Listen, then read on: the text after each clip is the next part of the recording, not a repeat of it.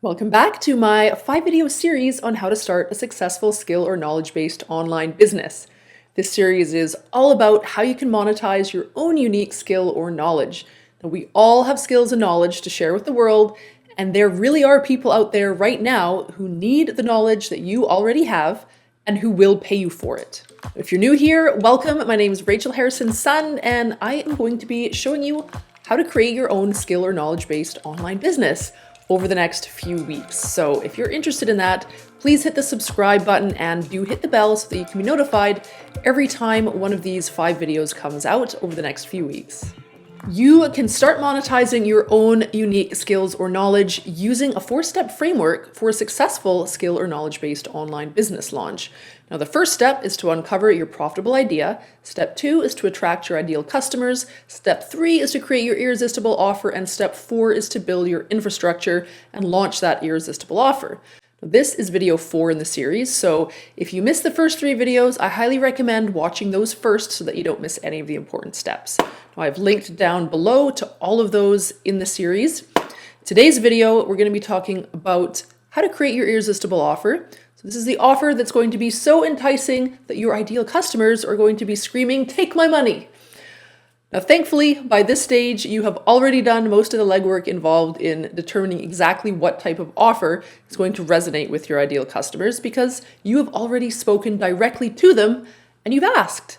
Now, if you skip that step, don't. It's absolutely critical that you speak to real members of your target audience so that you can hear straight from the horse's mouth, so to speak, what their biggest frustrations and pain points are. You want to be the one to offer them the exact solution to their exact problem. So go back to your validation stage discussions with your ideal customers and review those early product or service ideas. Now, which ones resonated with them the most? When you asked which ones they'd be thrilled to buy right now, which ideas were a hell yes? If you had a hell yes, that's the one to focus on. If you only got a few maybes or I'm not sures or probablys, then you haven't found your product or service idea just yet. That is okay. Review your discussions with your ideal customers. What were their biggest problems? Now remember, the more urgent, dire, painful the problem is, the more likely someone's going to be actively searching for a solution to that problem. And of course, you want to be the one to step right in and be that solution. So ask yourself, how is your product or service going to make the problem go away? Now, once you've got an offer in mind, I encourage you to reach out to your ideal customers again if you need further information to validate your newly chosen offer idea. Find out if they've ever paid for something similar before. Ask them what worked and what didn't work. Ask them, if I could create a product or service that was absolutely perfect for you, what would that look like? Ask them how they would prefer that solution be delivered to them. A coaching session, digital course, monthly membership, live event, virtual event. Once you've collected all of this information and you've got a clear plan for what your offer is going to be and how you'll deliver it, it's then time to start working on the details. So first, you're going to outline your offer.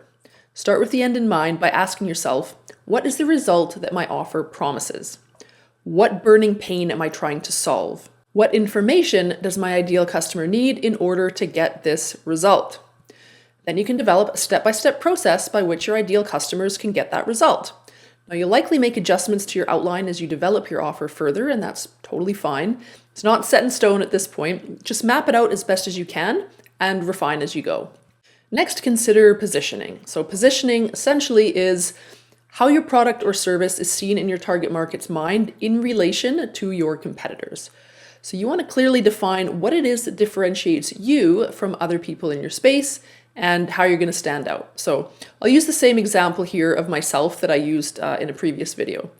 I'm not the only person on YouTube who helps people to create and sell low-content books on KDP, but many people gravitate toward me because of the emphasis I place on quality over quantity and my, more slow and steady wins the race kind of approach.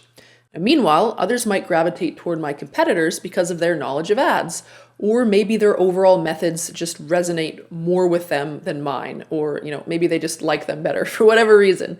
Just figure out what makes you and your offer different, and then lean into it when creating your offer. Next, it's time to give your product or service an awesome name. Your name should clearly state the problem it solves while also sparking some curiosity and it should be distinctive rather than descriptive. The main reason for this is that descriptive names cannot be trademarked. So this can sometimes be a little bit tricky, so I definitely suggest doing some research about what descriptive versus distinctive names as they relate to trademark law is before deciding on anything.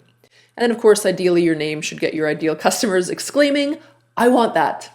Now before actually building your offer, start thinking about your price. You don't have to have it nailed down just yet, but try and get in the ballpark.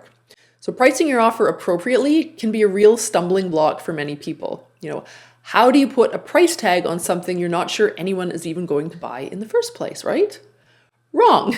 You have already spoken to your ideal customers and they've told you firsthand that they want your offer. So if your offer is solving a problem that is causing them pain or frustration, they are going to happily pay you for it. Now, when pricing your offer, don't devalue it or yourself. Consider the total value that you're offering your ideal customer. What's the solution to their biggest pain point worth to them?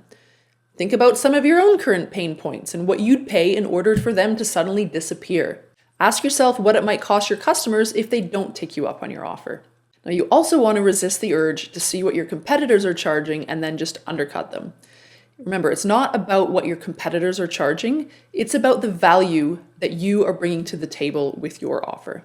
Now, once you've nailed down your product or service idea, outlined your offer, considered its positioning, and given it an awesome name and a price tag that relates to the value it's going to deliver to your ideal customer, it's time to get to work and bring that offer to life.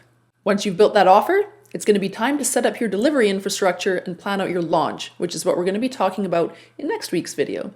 Now, if you're watching this video after next week's video has already come out, you will find a link to that video in the description below, as well as the first 3 videos in this series. Now, if you'd like to have all of the information I've been talking about in this series in written form, I also invite you to download my free guide, the 4-step, no time to waste online business startup blueprint, down in the description below. As always, if you liked this video, hit the like button and share it with anyone who you think is considering starting a skill or knowledge-based online business, or who just might find it useful in general. Thank you so much for watching, and we will see you next time.